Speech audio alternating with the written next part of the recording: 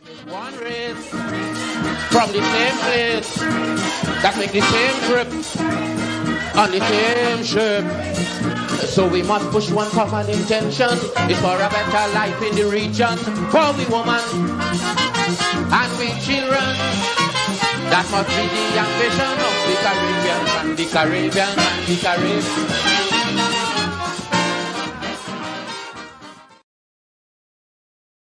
And good evening to you and welcome to another edition of the Open Word Podcast, our special edition of Politics 101, coming in there with our theme song by the Black Stallion, the Caribbean Man. And as you know, on this program, we tend to widen our gaze beyond Guyana and to include our region. We in the Working People's Alliance have taken the position that we need in this period of oil and gas wealth coming to Guyana to begin to think regionally, not that we do not take into consideration Guyana, but we are thinking in the developmental terms, and that we have always, as a party, and we think as a country, we have always had a regional dimension to our politics and our economics, our foreign policy. Notwithstanding, some of you in this audience have been somewhat critical of CARICOM and its role in the 2020 election. Nevertheless, we should not allow that to tarnish our excellent record, I would say, as far as Guyana is concerned, when it comes to the regional project. We continue to believe that in Guyana, inside of Guyana, no one political party has the wherewithal on its own to spearhead the development of our country. We need all energies. And we also think that Guyana on its own is not going to achieve the kind of development, sustained development. And so therefore, we locate our development within the context of our region, our Caribbean region. So welcome to this evening's edition of Politics 101, our Open Word edition. Our Open Word edition, Professor Clive Thomas, of course, is going to be here. Thank all of you who are joining us tonight, whether you're joining us from in Guyana, on the current quarantine in Bobis, those of you who are joining us from Essequibo, the hinterland. Good evening to those of you. I notice some of you are joining us here from Bartica. Good evening to you. Good evening to those of you who are joining us from Demerara. And I notice already here are our regular viewers. It is good morning in England, good morning England, good morning in France, and we are so grateful that you all take the time to stay up this late every night to be with us on Politics 101. Good evening. Lots happening in politics and the economy. We've noticed that the government has announced the awarding of oil blocks coming out of the auction that we had a couple of weeks ago. And interestingly, two Guyanese companies have been awarded blocks, and people are, of course, quite happy about that. Some people are cautiously happy about it. One company CISPRO is a company made up of 4 African Guyanese women. And we hinted at that the last time. So we're going to discuss that and what it means. Of course, being awarded an oil block is just the beginning of the process. You have to find the finance to work the blocks, so to speak. But we're gonna have the expert intervention of Professor Clive Thomas on that issue. And Chevron. Last week we talked about Chevron. Chevron is now in on the Stabroek block, having taken over from Hess. What does that mean? We talked about Chevron last week, and Professor Thomas expressed the view that Chevron comes with some resources that Hess doesn't have, and that may be a good thing for us. But these issues are complex. These issues are complex. So we're going to talk to Professor Thomas about that. Welcome to all of you. Welcome to all of you. As you know, a couple of fact-finding missions. There is a group from North America, the United States of America. Some elected officials from New York are currently in Guyana on a fact-finding mission, investigating the charges made by sections of our society that there is racial discrimination, instances of racial discrimination, and that group of office holders from New York, they are here to take a look at the situation, and they have been meeting.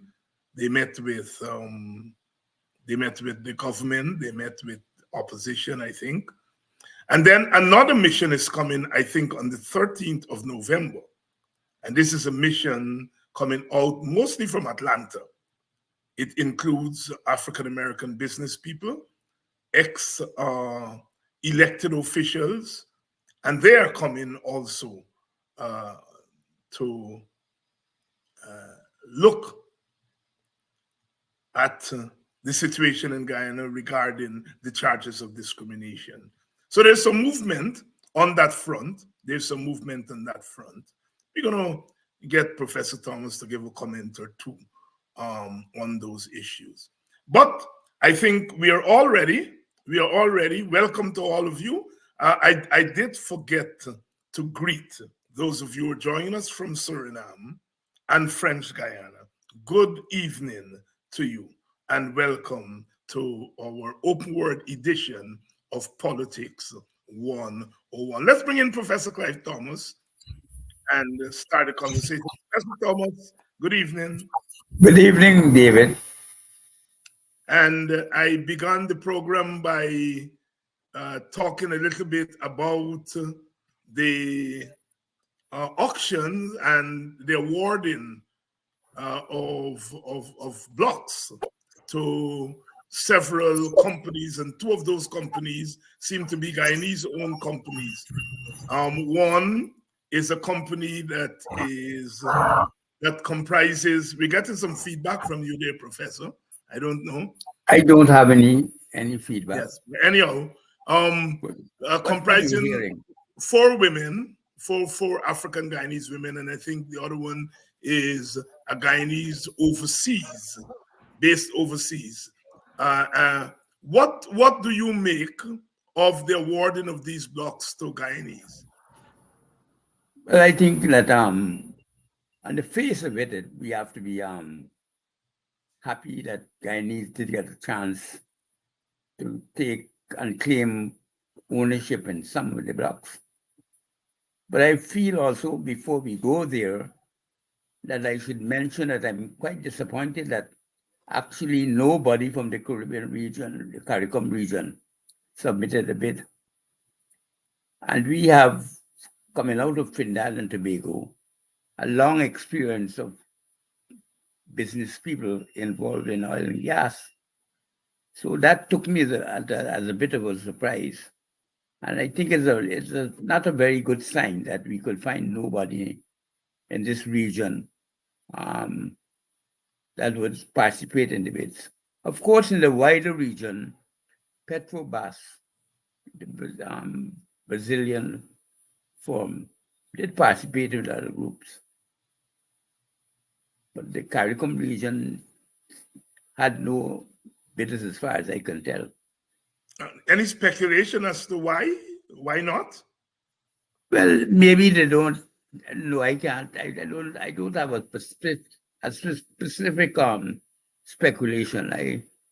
I feel maybe they don't find the opportunities attractive enough, or they don't yet have the belief that what they see in Guyana is real, which I think is a bit unfortunate because, as you can see from the global response to Chevron's buying over of the Hesson stake in Guyana, everywhere is being greeted as a sign of real excitement in the Guyana prospects in terms of oil and gas. Maybe the Venezuelan threat. Well, that is an existential threat. The Venezuelan threat, that is an existential threat. That might have thrown some caution into it. Yes. Let's go through the companies that have been awarded bids, and let's start with the two Guyanese companies. And you started to comment on that. Well, one of them, well, both, I shouldn't say both, one of them is constituted of 4 businesswomen who seemed to have gotten together as a business group solely for the purpose of, at this stage, submitting a bid. So we don't know what experience they bring in this area of activity. We don't know if they have a track record. We don't know anything at all about their business background. So the negotiations will make that very clear. So we have to rely on what we hear from the negotiations and what information is publicly made available, either by them or the government of Guyana, for us to be able to fill in the claims of these 4 women to the ability to develop these oil blocks. The other group is an international consulting group. The head of the group, I think, is Dr. Odo, and he's a lawyer, an arbitrator, and he has a female partner with the same surname. I don't know if there's a relation, I don't know. And I Googled them, and it seems as if they are working in partnership with other international groups. But their curriculum vitae seem to suggest that their interest so far has been largely in the area of construction, but they do mention that oil and gas is one of the areas of their concern and interest. So we don't know what that will eventuate into either. So we have to see to some extent that these two companies are dark horses, and we have to see how they perform in relation to the capacity to deliver and their willingness to take over the wells somewhere down the line, because we have no track record to go by. And quite apart from track record, of course, being awarded the blocks is just the first step. You have to negotiate. Yeah. You have to have massive capital to develop that. Talk to us about what it would take to. Well, it takes a lot of money because you still have to explore. Remember, they haven't found anything. We don't know if there's anything there. And that is why I thought it quite amazing that the head of the oil and gas sector, Vice President Jaglio, could say the thing was a huge success, because I don't know what we could be basing that on. Because you now start the process. And I have looked at the studies that have evaluated the operations of public auctions in different countries. I've written on it for several weeks back a couple of months ago. And in every case, every instance, the studies are detailed, and pronouncing or announcing a success depends on a lot of things that have not yet gone and or be put into place for that to be said. they haven't started production, so we don't know the quality of the bid yet. They have not produced 1 barrel of oil. It's like people comparing, as you find in today's papers, the contents of the Suriname PSA as compared to the Guyana PSA. And the big difference between the two is, of course, we are producing and aim to produce over 1 million barrels a day in the next 2 years. And they haven't produced a barrel yet. How could you make a meaningful comparison? All that is pure propaganda, pure noise and nonsense. And so we have to deal with situations like that. Professor, approximately how much it takes to, let's say, to start up? You've been awarded this block. About how much it takes to really just start exploring? Well, I would say on average, looking at what Exxon has been spending so far, the exploration would take over $1 billion. And that's $1 billion US. Yeah, $1 billion US, yeah. To complete the systematic exploration of the entire war. Because remember, they have to make a decision to whether they can hold it or not within 2 to 3 years. So they have to have a definitive, it's not as open-ended as when Exxon started. To develop the wells, another maybe 2 or 3 times that amount of money. So we're talking real big bucks, larger, several times larger than the entire GDP of Guyana. So we can't expect individuals coming out of the backgrounds that we have indicated so far to be in a position to develop these wells. So we have to expect that they have linkages to other groups, which they probably will make known in the negotiations, who are willing to purchase their rights and develop in partnership with them or just buy them over. So we don't know yet whether it's a flipping exercise or whether a real constructive bid to put wells into operations. That has not yet been determined. That's why you can't say it's a huge success, because we don't know yet what the auction has delivered. We're now going to negotiate that going forward. But I see the government is very anxious to ensure that the negotiations are done speedily. And they've made 2 indications, which I think are significant.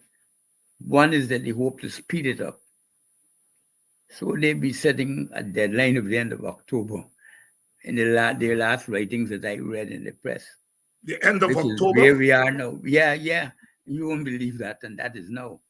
Yeah. And there's clearly no way they could do that.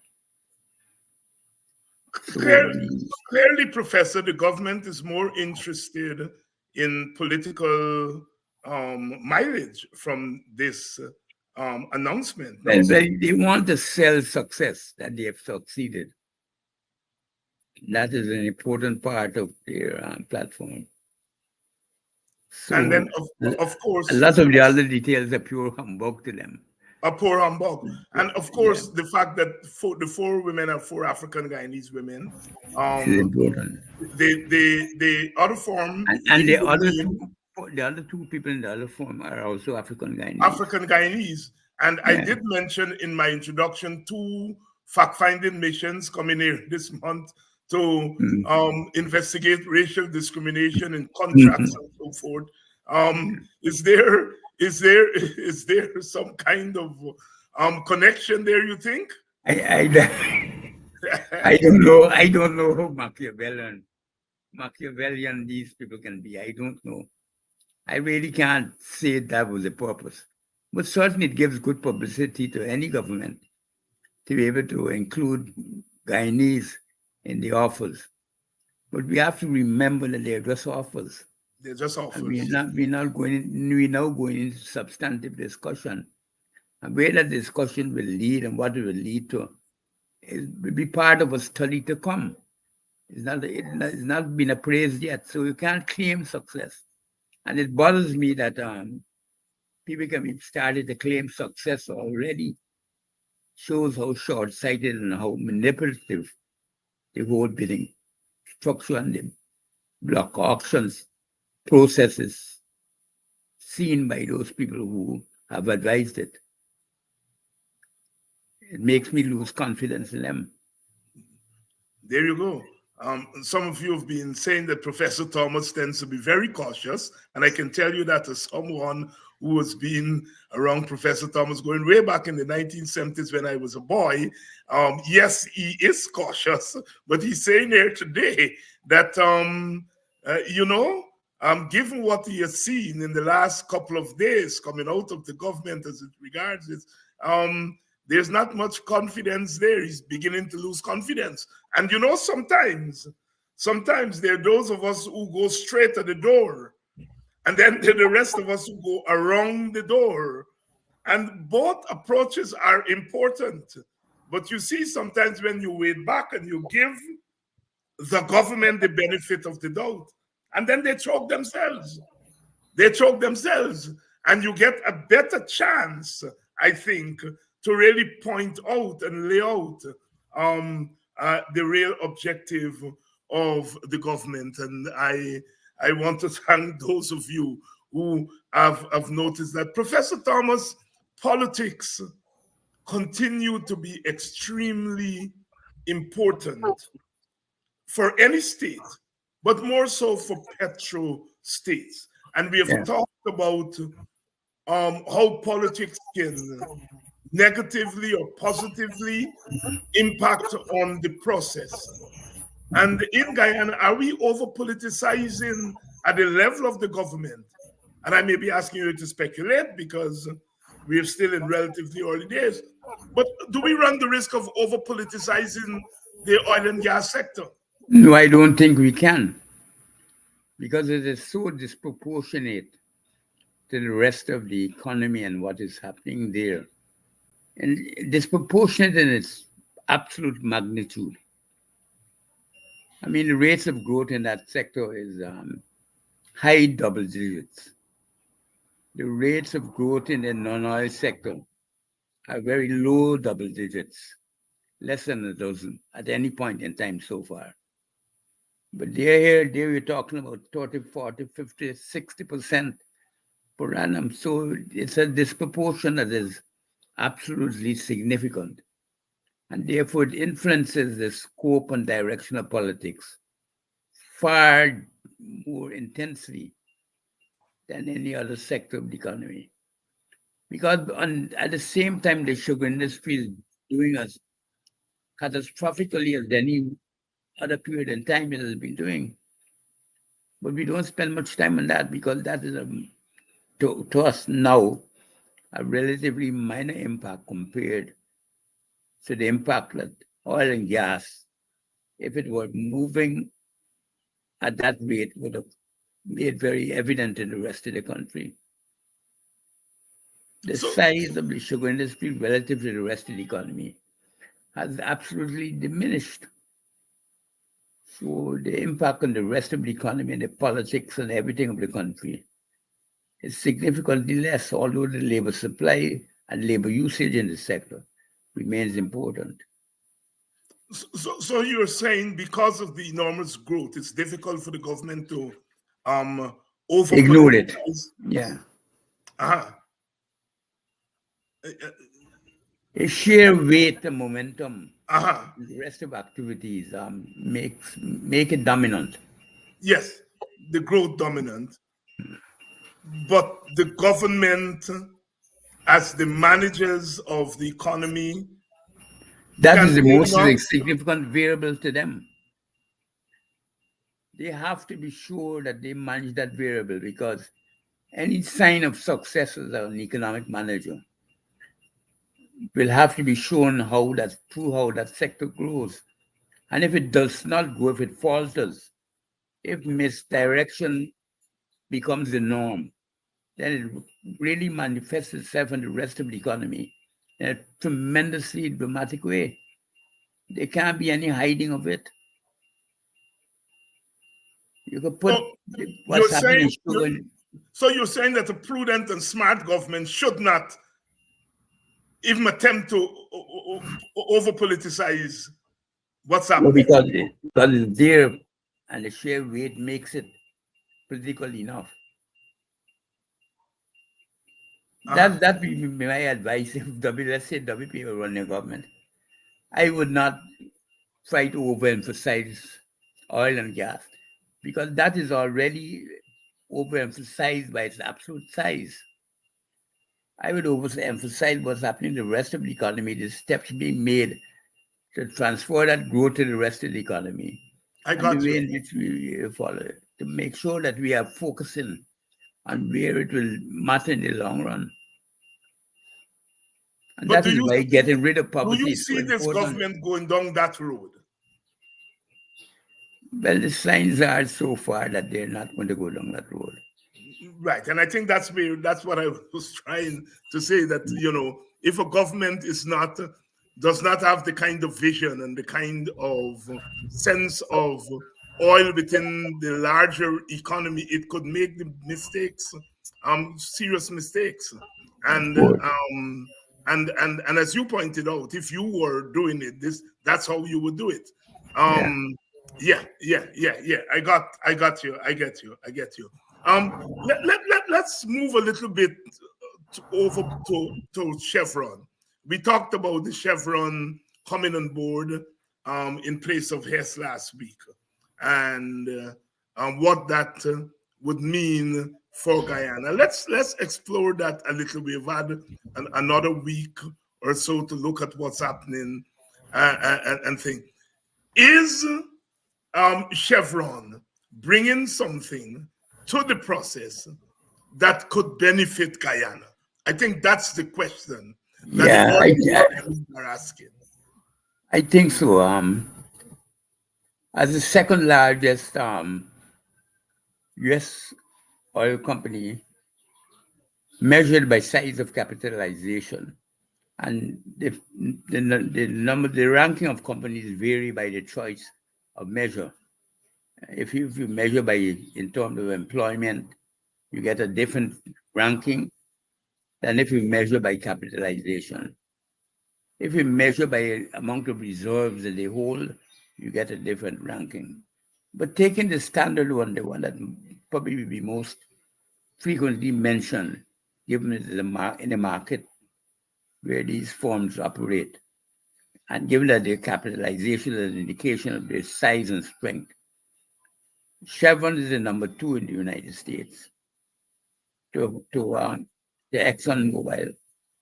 As the number 2, and not very far behind, like about 120 billion. It brings considerable expertise from around the world in the operations of oil and gas. It also brings what is, I think, the decisive factor: research and development experience, and therefore technical capacity to run and innovate within the sector. And those two factors, I think, are what we would hope to benefit from if there were to be an external manager like Chevron more than Hess. Because although Hess is a successful company, it has not developed to the size and scale and potence in terms of its effect on innovation and research and development as Chevron is. That is why it merges with Chevron. And that is why in the merger, the head of Hess becomes a member of Chevron's board. Because Chevron has the capacity to do these things that he can only do now as head of that corporation through ExxonMobil, where he's also in the SO Alliance company producing the oil and gas in Guyana. So what he's doing is trying to extend his research capability, extend the innovation and capital capabilities of Hess by seeking an alliance with the number 2 firm, which complements what he's able to achieve so far by being a partner within the number 1 firm. So that's the deal he's looking at. That's the deal they're prepared to give him, merely and primarily to have access to the blocks that ExxonMobil control within Guyana. So it's a deal that is based on an estimation of technical capability of bringing expertise that you uniquely have to the enterprise that you're seeking to join, or from which you're seeking to join. Mm-hmm. Professor, we discussed on this program Exxon's profile and record when it comes to climate change. And you did write some columns in the Stabroek News in your column, Guyana and the Wider World. And those of you who would like to read more of Dr. Thomas's views on these issues, he has a column in the Stabroek News every Sunday, Guyana and the Wider World. You can get his writings there. I've been neglecting to give that column a plug whenever we've been on this program. And my bad, I'm going to start to do it more regularly now. But Professor Thomas, you did comment extensively on Exxon's not so sterling record when it comes to climate change, and you did explore the risk that Guyana may, in some regard, may find itself in a situation where it inherits Exxon's negative profile when it comes to climate change. Chevron, is their profile any better? But it's not, I mean, is it any worse?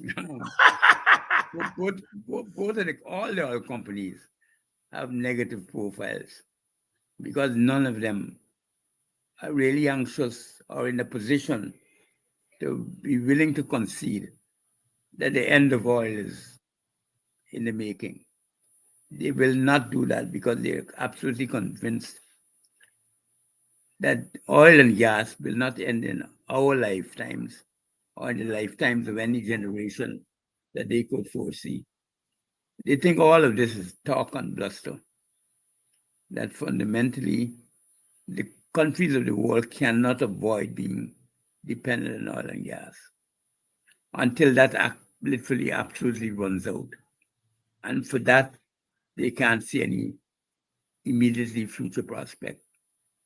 But the world operates basically on the largely on the guidance of the United Nations agencies and agencies like the International Energy Association, and the assumption that by about 2050, we start a serious transition to non-renewables.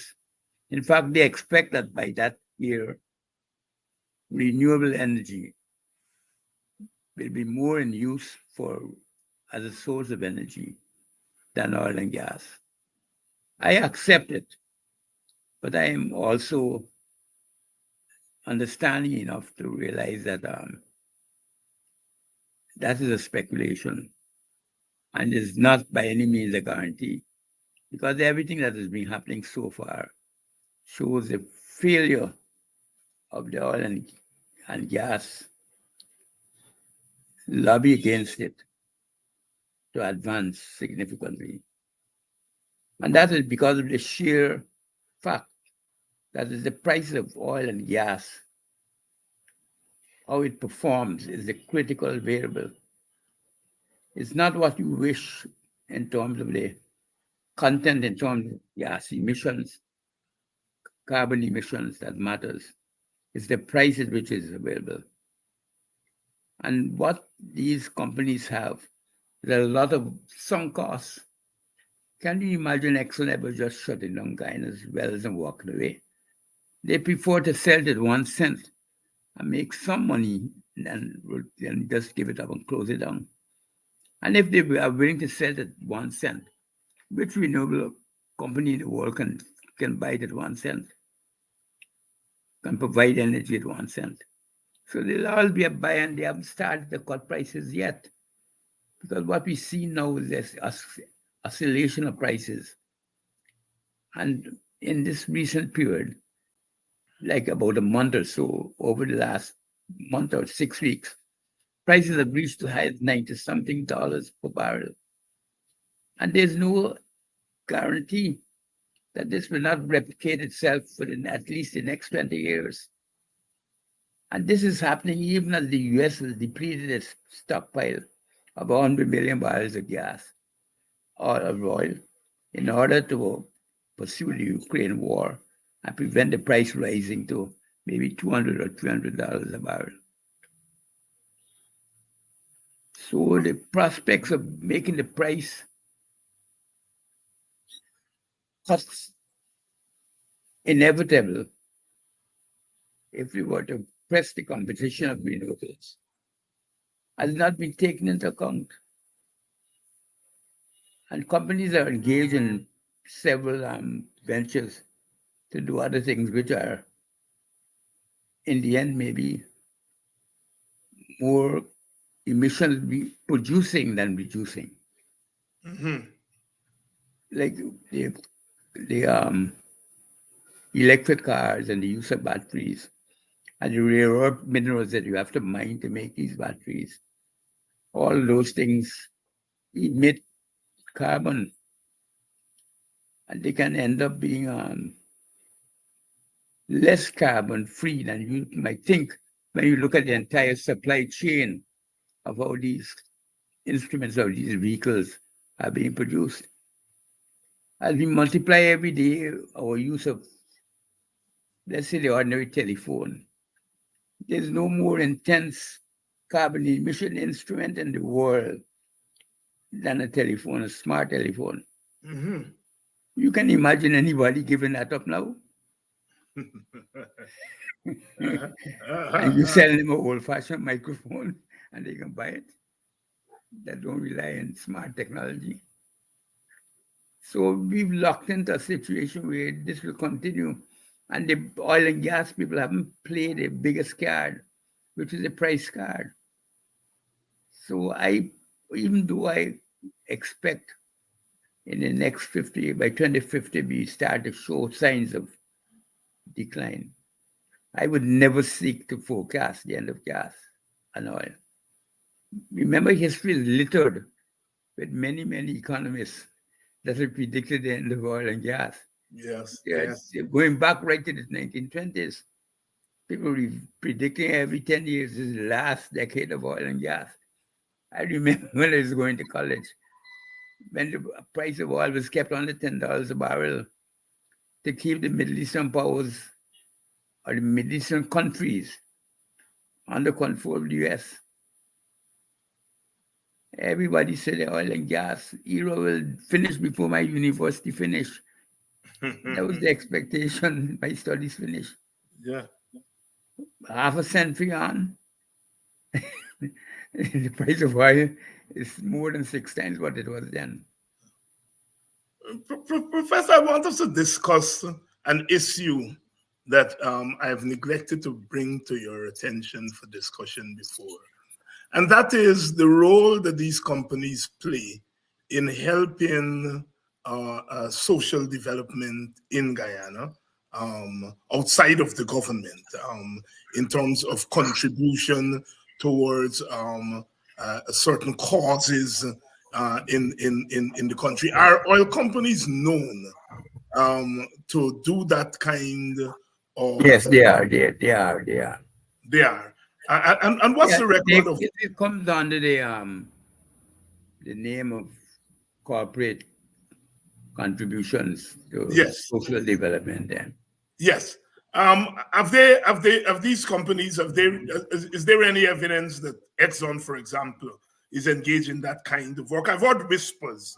Well, they give little things in Guyana. I mean, but remember the media are all speaking in them because the media, even though they are regulated by their law, and their laws are trying to encourage corporate responsibility, gives allowances to them to be able to supply corporate benefits to general citizens or members of their organization, like study groups and scholarships and sport and all the various activities they engage in.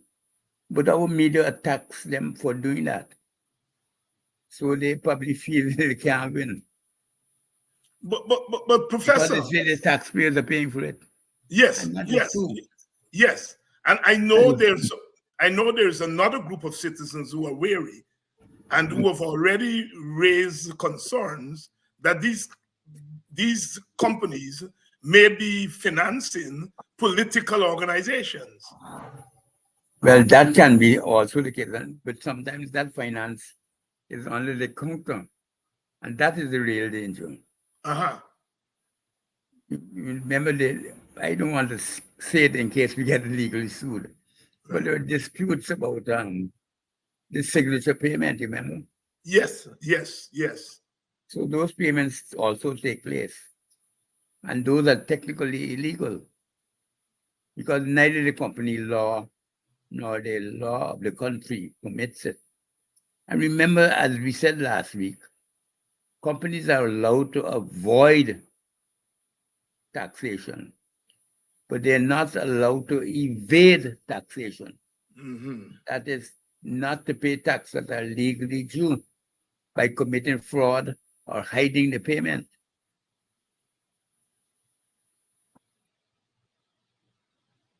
And Professor that difference we have to recognize because it litters the landscape of the activities of these oil companies in countries like Guyana. Yeah. Because they have the resources, they have the specialists, and they know the war that is going on because they fight it every day to ensure that tax avoidance is what they practice and not tax evasion. Mm-hmm. So you can take them to any international court and you will never win. Because the courts are predicated on the view that governments don't have an inherent right to tax. They have to tax within the law. And once it's within the law, then the citizen who has to pay the tax can also only be found liable if he's correctly subject to the law and illegally tries to evade it or commit a fraud in order to evade paying the tax. And that distinction makes it very hard for the oil companies. Yeah. Professor, I know in the United States, a company, a firm is deemed to be a person in terms of free speech, etc., etc. And so almost so in Guyana. Yeah, well, you take the question out of my mouth because I was asking whether it's so in Guyana. Talk a little bit more about that. Well, companies are corporate souls. Uh-huh. They call SOLE, not SOUL. They're corporations that are legal entities, and in the United States, they consider to have the same powers like an individual. And therefore, they can subscribe to political causes and that type of thing. But in Guyana, it's not as liberal as that yet. But the tendency will be, as we move more and more to make sure that our law is consistent with international law, which is much closer to what the law is in the United States and Europe and countries like that.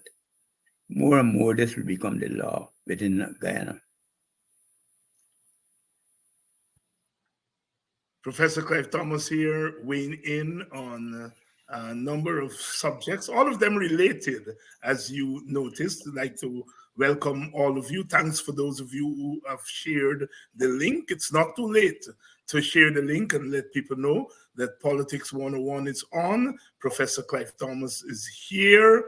Open word, talking about oil and gas industry, in particular, talking about economics, where we are in Guyana and where we ought to go in. Professor, as we speak, delegations from Africa are here for the Afri-Caribbean trade initiative. Export, import bank. Right. And so we're swarming. Any significance of that meeting for us in Guyana and the Well, prior to this meeting, I was listening to introductory session, and they were talking a lot about the need to integrate the diaspora as the fifth region of Africa. And they're trying to place Guyana as being a part of that. I think it's an important development, much like the BRICS and other things we discussed, an attempt to strengthen toward World Alliance. We played an important role in that. In the small island development states, we played a leading role in bringing that as an economic grouping to the international community. And I think we should continue to play that role. I mean, in the case of the African integration movement. And that bank has made available, I think, $500 million, $500 million to Guyana. So that's an important development. It also reflects the confidence they have in Guyana payment capability because of the oil and gas sector. Because before we only got money on that scale, we're talking about 20 or 30 million. I'm curious, Professor, because always we on this program and given our own shared political outlook, how much all of this would mean for the ordinary masses of people, those who are at the bottom of the social ladder, those who are impoverished. How does that big money, and it sounds big for us in Guyana, how much of that do you think will get down to the ordinary people and help in the fight against poverty? That will depend on the success of the initiatives that are taken to develop industrial structures or businesses that are based on the existence of this credit and which will bring jobs to people, bring opportunities. Because remember, our primary concern with the Buxton proposal, the cash transfers, is money from the governments to the citizens. But there are also other strategies that we need to use to complement that. One of them is jobs. And if the state can facilitate jobs and opportunities through mechanisms like this, that's another way to fight poverty. So it's a sort of a poverty fighting mechanism that does have the dramatic impact of a state transfer, which will be paid mandatorily and predictably at a given period of time, but which depends on citizens taking action, creating businesses and opportunities out of those businesses for use of those funds. Professor, there are two fact-finding missions coming to Guyana. One is here, and another one coming later on in November. Okay. Both of them with the express the express view that they are responding to charges by sections of the Guyanese society of discrimination by the government in the political economy. Are there any usefulness to fact-finding missions? I think there is, but what I'm particularly anxious about, is that when the mission comes here, they get good documentation. They don't come and believe we're not serious, because we run the risk of being rejected as serious people. So if we take the responsibility of inviting a mission, or if a mission offers us the opportunity of coming, we should do our homework, prepare proper dossiers to give to them, and make sure the visit is not seen as a waste of time. Because once we get a reputation for hype, you would never get it back for being serious. People will always consider it a waste of time, exaggerated claims. So I'm just hoping that the social forces in Guyana would respond to the challenges that these things always offer and produce proper, thorough, and effective documentation of the circumstances they want to present to the people. That is my recommendation. Professor Clive Thomas here, and Professor, I know you have a blackout there, so we don't want to stretch you to the limit. So I think with those comments on the fact-finding mission, we're going to leave it there until next week when we come back to look again at our oil and gas industry and our wider economy, and by wider economy, I mean the Guyanese economy and the larger regional economy. Professor, thanks again for coming. Don't mention it, David. Don't mention it, David. Professor Clive Thomas, once again, giving us his expertise. And I think the views tonight are very useful. I can tell from the comments that he has clarified some things for our audience, for me. Because the host also learns as he teaches. And we continue to do this serious work because we think that in the public sphere, we have to have these kinds of discussions. Because out of these discussions come the kind of consciousness that is going to be brought to bear as people make demands on government, because ultimately it's citizens who make demands on government with the hope that what comes out of those demands and processing by the government are outcomes that are going to lead to development in our country. You know, they always think that opposition is about tearing down and undermining and so on. And there is that aspect of opposition. But there is the other aspect of opposition, and that is to advance ideas in the public space and to have our people really get their teeth into those ideas. Because an informed citizen about the economy especially, because, you know, politics tend to be a little bit more straightforward because, you know, it's applied every day and so on. The economy seems to be a little bit further away from us. And so sometimes we don't get there as often, as quickly as we should. And so we want to contribute to that, and we have been contributing to that. So as usual, the watchword here is love, and I'll see you all tomorrow when we continue our discussion and our struggle for a better Guyana. One race from the same place that make the same trip on the same ship. So we must push one common intention. It's for a better life in the region, for we women and we children. That must